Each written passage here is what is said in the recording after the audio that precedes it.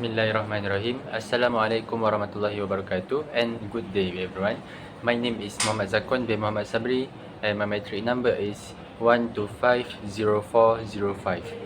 Today, I will be presenting the landmark Malaysian Constitutional Law case Lina Joy against Majlis Agama Islam Wilayah Persekutuan, decided by the Federal Court on the 30th of May 2007. This case addresses a provocative question: who decides what religion appears on your identity card? It remains the definitive case on the jurisdictional conflict between civil courts and Sharia courts in Malaysia. Let's begin with the facts. The appellant, originally named as Lina binti Jailani, converted to Christianity in 1997. Subsequently, she applied to the National Registration Department, or NRD, to change her name to Lina Joy and, crucially, to delete the word Islam from her identity card. In 1999, the NRD approved her name change, but rejected her request to remove Islam. The NRD's argument was that the removal of the word Islam effectively meant she was renouncing her faith, and under Malaysian law, only the Sharia court has the authority to certify such a renunciation. They stated that she required a certificate of apostasy from the Sharia court to prove she had left the faith.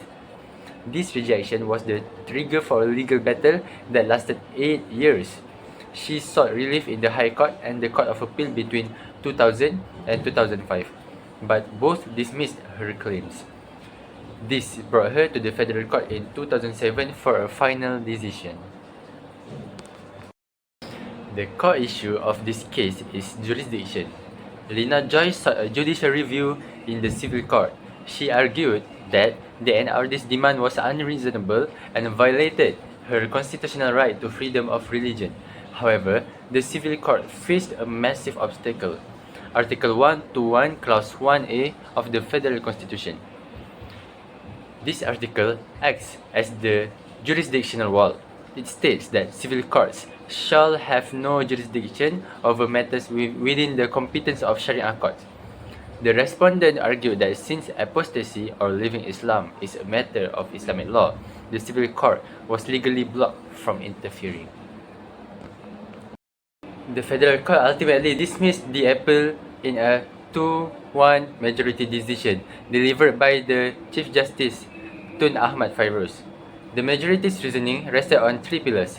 First, Sharia jurisdiction. They held that determining whether a Muslim has left the faith is exclusively a question of Islamic law.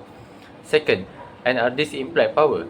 They reasoned that the NRD has a duty to maintain an accurate register. Therefore, it is reasonable for the department to require confirmation from the Sharia court before changing a religious status.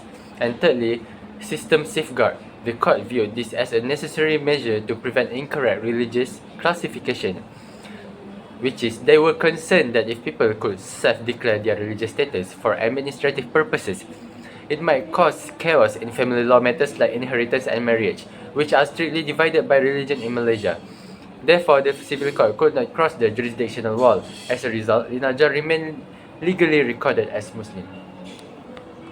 However, there was a powerful dissenting opinion by Justice Richard Malanjum.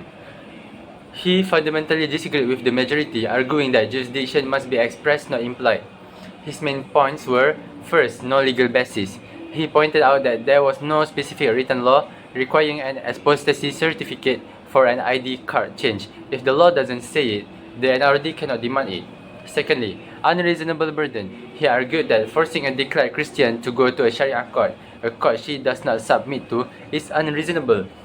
Justice Malanjum called this a catch-22 situation.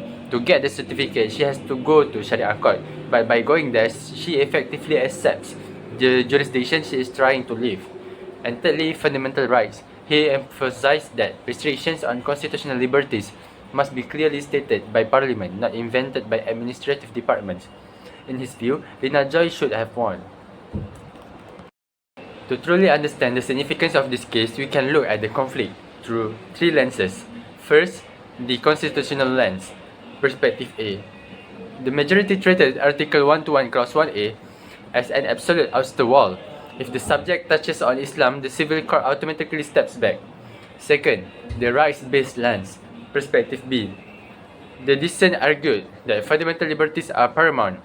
Restrictions on freedom cannot be based on implied powers, they must be expressed laws.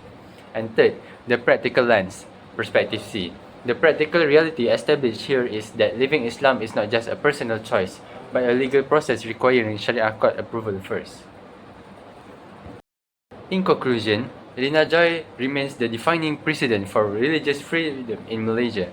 The case essentially turned on how the court framed the issue.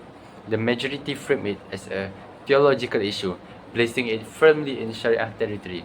The dissent framed it as an administrative issue, demanding civil court protection of individual rights. The decision affirmed that for now, the NRD is right to defer to the Sharia courts on matters of Muslim faith status. Thank you for your attention. That's all from me.